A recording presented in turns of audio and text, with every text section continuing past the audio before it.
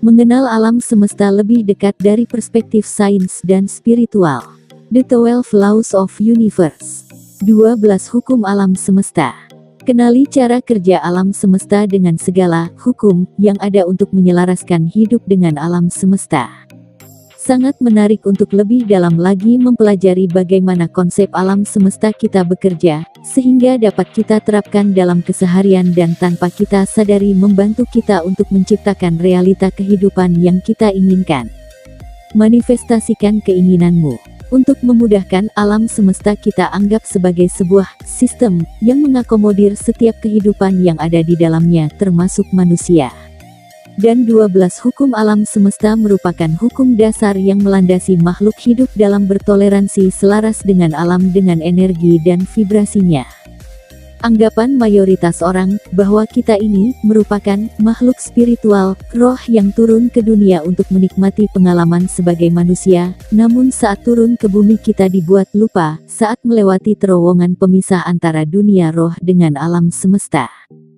Dari kebangkitan spiritual dan menaikkan vibrasi, yang tujuannya adalah mengembangkan diri untuk menjadi makhluk hidup yang lebih memiliki nilai dan lebih menjadi diri sendiri, memahami diri sendiri, dan tentunya dengan mendapatkan makna dari kehidupan ini bisa menjadi inspirasi dan manfaat bagi semuanya.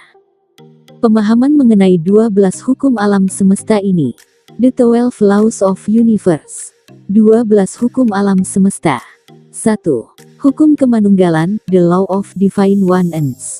2. Hukum getaran, the law of vibration. 3.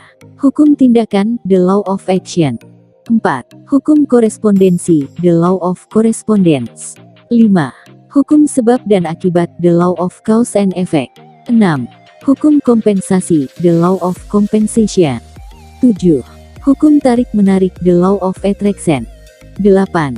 Hukum transmutasi energi abadi, the law of perpetual transmutation of energy. 9. Hukum relativitas, the law of relativity. 10. Hukum polaritas, the law of polarity. 11. Hukum irama, the law of rhythm. 12. Hukum gen, the law of gender.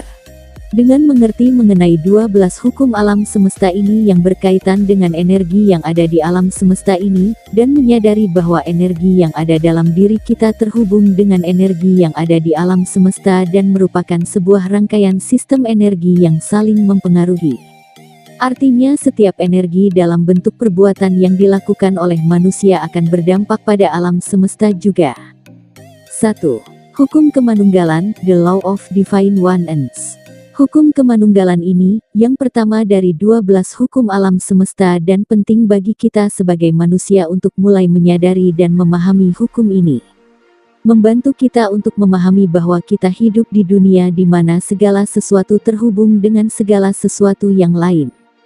Segala sesuatu yang kita lakukan, katakan, pikirkan, dan yakini mempengaruhi orang lain, dan memiliki efek yang sama dan terhubung dengan alam semesta di sekitar kita, satu dan lainnya terhubung dengan lainnya. Kita menuai apa yang kita tabur, karena semua makhluk hidup dalam alam semesta adalah satu. Kita selalu terhubung dengan kekuatan alam semesta karena energi alam semesta ada di mana-mana sekaligus menembus semua makhluk hidup atau materi, serta pengetahuan tentang alam semesta tidak terbatas dan selalu tersedia bagi kita. Setiap jiwa adalah bagian dari energi alam semesta. Segala sesuatu yang ada terlihat maupun yang tidak terlihat saling terhubung satu sama lain, tidak dapat dipisahkan satu dengan yang lain dan bersatu menjadi kesatuan. Meningkatkan level kesadaran akan hukum kesatuan ini akan dapat meningkatkan kesadaran kita akan alam semesta dan kesadaran bahwa kita terhubung dengan segalanya. Ketika kita melakukannya, kita akan menyadari bahwa apa yang kita pikirkan satu sama lain hanya untuk kebaikan. Ketika kita memikirkan hal baik pada orang lain, mereka juga akan memikirkan hal baik tentang diri kita. Oleh karena itu sangat penting menyadari bahwa pikiran, perasaan dan tindakan itu untuk kebaikan. Ketika kita mendapatkan pemahaman yang lebih lengkap tentang hukum kesatuan ini, kita akan melihat bagaimana semuanya terkait dan saling berhubungan. Semuanya terdiri dari dan merupakan energi. 2. Hukum getaran, the law of vibration. Hukum getaran ini lebih menekankan bahwa segala sesuatu di alam semesta yang bergerak, bergetar, dan berpindah berbentuk dalam pola yang melingkar. Prinsip getaran yang sama dalam dunia fisika yang kita pelajari saat masa sekolah, dan ini pun berlaku untuk pikiran, perasaan, keinginan, dan kehendak kita di dunia ini. Semua materi, pikiran, dan perasaan memiliki frekuensi getarannya sendiri. Pikiran, perasaan, dan tindakan yang kita pilih juga memiliki tingkat getaran tertentu. Getaran ini akan mengatur resonansi dengan apapun yang memiliki frekuensi identik. Dengan kata lain, pikiran kita tidak terpisahkan dan terhubung ke seluruh alam semesta. Suka menarik suka. Ketika Anda memilih pikiran yang baik, maka pikiran baik akan menarik pemikiran yang baik pula, dan lebih banyak pikiran yang sama dari alam akan mengikuti dan Anda juga akan berada dalam harmoni getaran dengan orang lain dengan pikiran yang sama. Getaran pikiran kita juga mempengaruhi segala sesuatu di sekitar kita, lingkungan kita, orang-orang dan hewan di sekitar kita, benda mati, bahkan ruang yang tampaknya kosong, dan mereka pada gilirannya mempengaruhi kita. Perasaan kita saat ini menentukan getaran kita. Sebuah metode menyatakan bahwa perasaan adalah kata-kata non-verbal untuk mendefinisikan getaran. Jadi, perasaan kita saat ini adalah getaran kita di mana kita mengatur hal-hal seperti alam untuk direnungkan bersama bahwa perasaan positif sama dengan keadaan positif dan perasaan negatif sama dengan keadaan negatif. 3. Hukum tindakan, the law of action. Hukum aksi atau tindakan merupakan sebuah hukum yang menyatakan sebuah hal harus diterapkan agar kita dapat mewujudkan hal-hal realita di bumi ini. Karena itu, kita harus melakukan tindakan yang mendukung pikiran, impian, emosi, dan kata-kata kita. Hukum tindakan menyatakan bahwa kita harus melakukan hal-hal dan melakukan tindakan yang diperlukan untuk mencapai apa yang ingin kita ciptakan atau kita lakukan. Ketika kita sudah merasa mengambil tindakan yang selaras dengan pikiran dan impian dan melanjutkan secara teratur menuju apa yang ingin kita capai, tapi hasil yang akan didapat tidak bisa diperkirakan, kapan waktunya tercapai dan berapa besar hasilnya. Disinilah dengan hukum tindakan yang sebagian besar orang goyah ketika mengejar kesuksesan. Bisa jadi ketakutan atau kemalasan mereka yang menghalangi. Karena tingkat keberhasilan seseorang tidak sama waktunya dan besarnya hasilnya, sangat bergantung pada kegigihan orang tersebut. Kita juga dapat menghubungkan hukum ini dengan hukum sebab dan akibat. Penyebabnya adalah tindakan kita karena saat kita mengambil tindakan akan ada efek yang sesuai dengan tindakan yang kita ambil. Hanya dengan mengambil tindakan yang sesuai dengan keinginan kehendak kita, maka alam semesta akan tahu apa yang harus dibawa ke dalam hidup kita. Sebagai contoh, jika kita berniat untuk belajar, maka ambillah langkah-langkah tindakan untuk belajar, membaca buku, eksplor hal baru yang menambah pengetahuan, dan lain-lain. Dengan demikian alam semesta akan tahu apa yang kita perjuangkan, yaitu belajar, dan alam semesta akan mengikuti arah pergerakan sesuai tindakan kita. Contoh lain saat kita ingin sebuah perubahan dalam hidup kita, jika kita hanya berpikir akan berubah maka tidak ada banyak hasil yang kita dapatkan, tapi ketika kita mengambil tindakan melakukan perubahan baik hal terkecil dalam kehidupan sehari-hari kita, misal dengan menulis to-do list di pagi hari, maka kita menggerakkan efek yang sesuai yang mengubah masa depan kita secara langsung dengan melakukan aksi merubah rutinitas kita. Dan jika kita tetap konsisten menindaklanjuti hari demi hari perubahan kecil itu sehingga menjadi kebiasaan hidup maka hasilnya akan eksponensial. Tetapi jika kita tidak mau untuk mengambil tindakan pertama itu, maka tidak akan banyak hasil di masa depan Anda. Hukum tindakan, the law of action, merupakan pasangan dari hukum tarik-menarik law of attraction. Dengan mengesampingkan law of action ini, law of attraction menjadi kurang efektif. 4. Hukum korespondensi, the law of correspondence. Hukum ini menyatakan bahwa prinsip-prinsip hukum fisika yang menjelaskan energi, cahaya, getaran, dan gerak memiliki prinsip-prinsip yang sesuai di alam eterik atau alam semesta. Seperti di atas, begitu juga di bawah. Kehidupan lahiriah kita adalah cerminan dari kehidupan batin kita. Ada korespondensi langsung antara cara berpikir dan perasaan di dalam batin kita, dan cara kita bertindak dan apa yang terjadi dalam realita kita, hubungan dengan orang lain, kesehatan, kekayaan, dan posisi kita adalah cerminan dari dunia batin kita. 5. Hukum sebab dan akibat, the law of cause and effect. Hukum sebab dan akibat hukum universal ini menyatakan bahwa tidak ada yang terjadi secara kebetulan baik di dalam maupun di luar hukum universal ini. Setiap tindakan memiliki reaksi atau konsekuensi dan kita menuai apa yang telah kita tabur.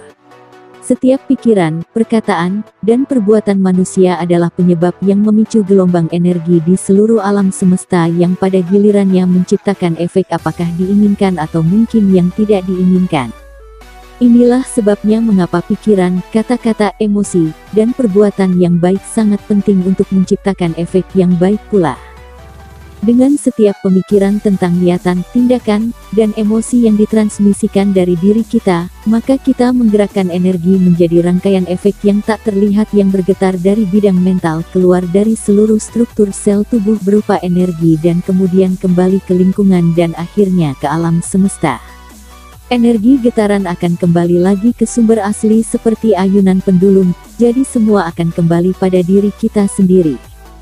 Hukum sebab akibat menyatakan bahwa setiap sebab memiliki akibat dan setiap akibat menjadi sebab sesuatu yang lain. Hukum ini menunjukkan bahwa alam semesta selalu bergerak dan berkembang dari serangkaian peristiwa. Jika kita ingin melihat hukum ini dari sudut pandang filosofis, setiap sebab dan akibat memiliki tujuan duniawi terhadap apa yang kita alami hari ini. 6. Hukum kompensasi, the law of compensation.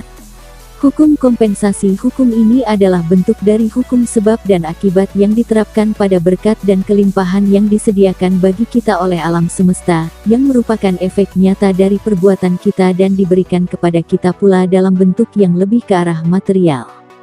7. Hukum tarik-menarik, the law of attraction. Hukum ketertarikan atau tarik-menarik ini adalah hukum yang menunjukkan bagaimana kita menciptakan hal-hal peristiwa, dan orang-orang yang datang ke dalam hidup kita.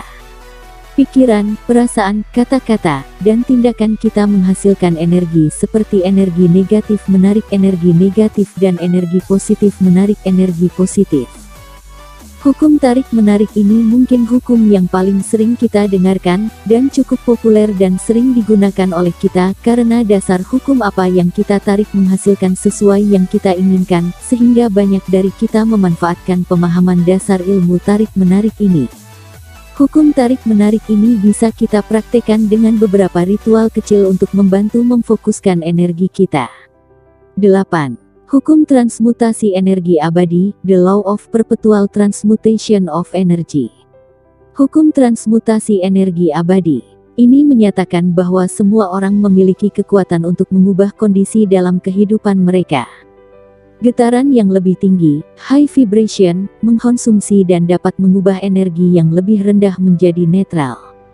Dengan demikian, kita masing-masing dapat mengubah energi dalam hidup kita, dengan merubah pemikiran getaran kita sehari-hari.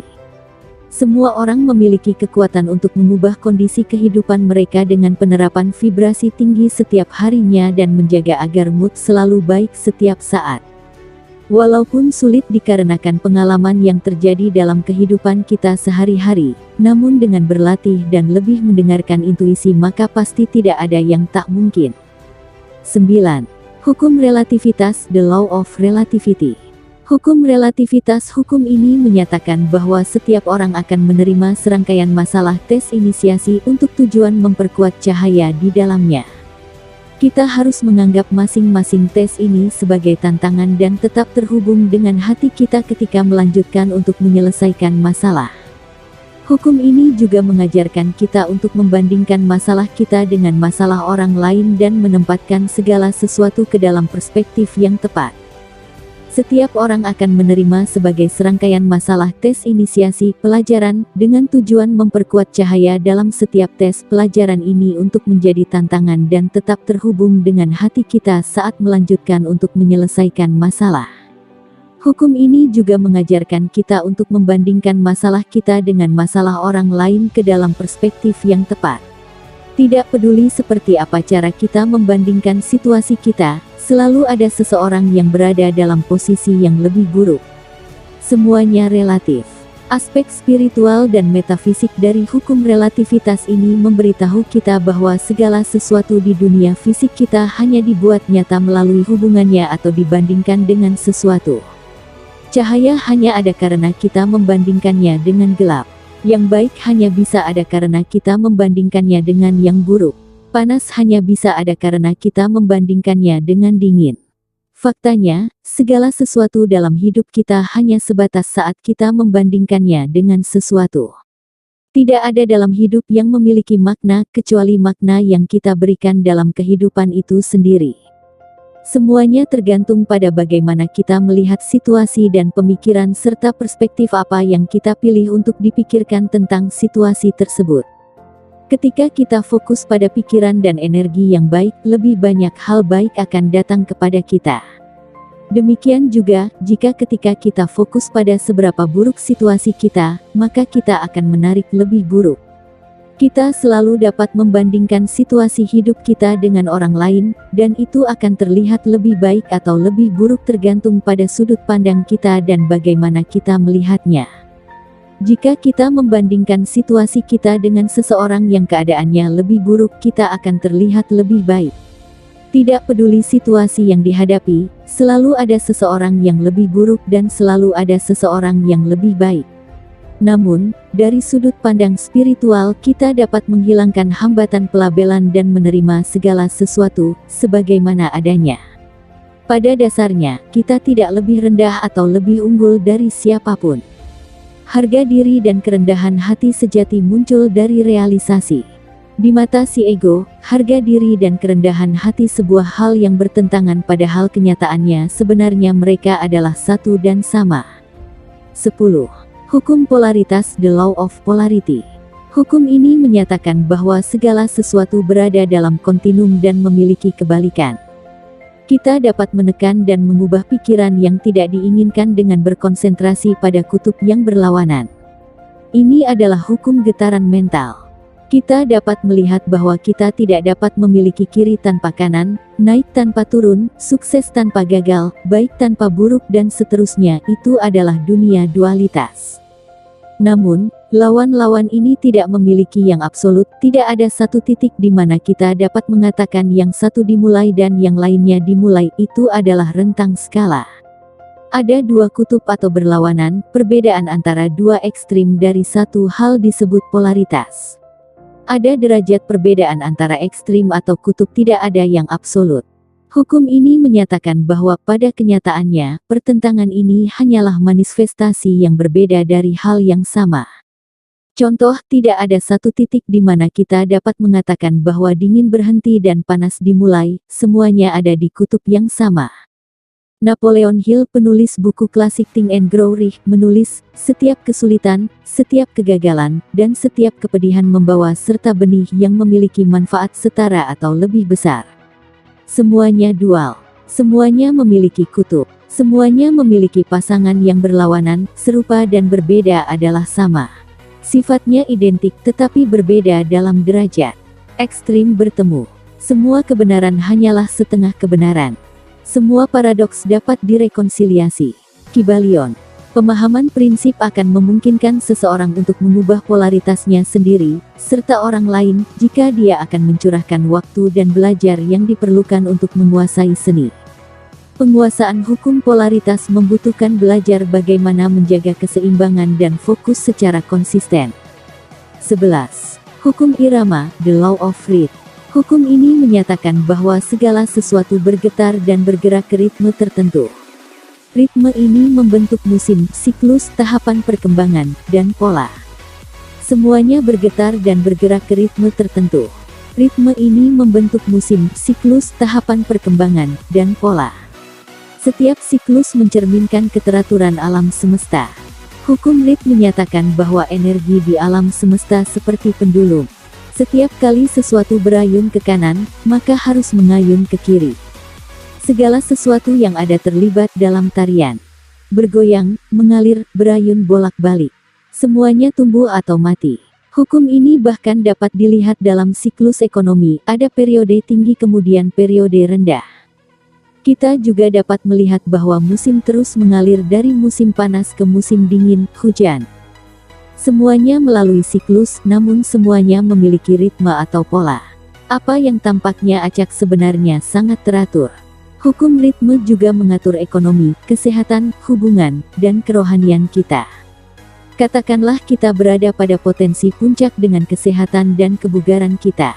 Jika kita menyadari bahwa kita berada di puncak, maka kita dapat memperkirakan kesehatan dan kebugaran kita akan menurun.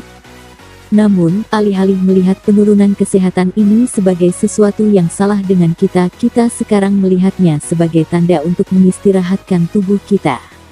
Kemudian, secara hukum kita harus tumbuh ke tingkat potensi yang lebih baik dan lebih tinggi. Orang-orang tertentu tahu bagaimana naik di atas bagian negatif dari sebuah siklus dengan tidak pernah menjadi bersemangat atau membiarkan hal-hal negatif menembus kesadaran mereka. Kunci keberhasilan dalam menguasai hukum ini adalah keseimbangan.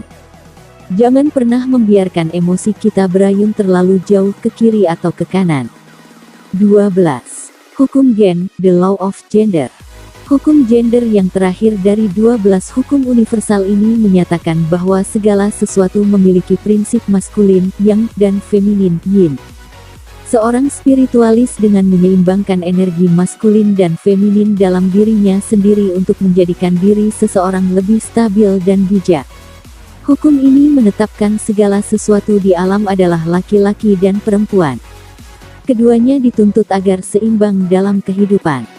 Semoga video ini memberikan motivasi dan inspirasi yang Anda butuhkan. Terima kasih sudah menonton video ini. Bila Anda menyukai video ini dan menyukai channel ini, jangan lupa subscribe, like, komen, dan bagikan video ini, supaya channel ini terus berkembang, sehingga semakin memberikan manfaat bagi banyak orang. Suatu kebahagiaan tersendiri bila bisa memberikan nilai lebih dan memberikan manfaat bagi banyak orang. Terima kasih. Salam DHA.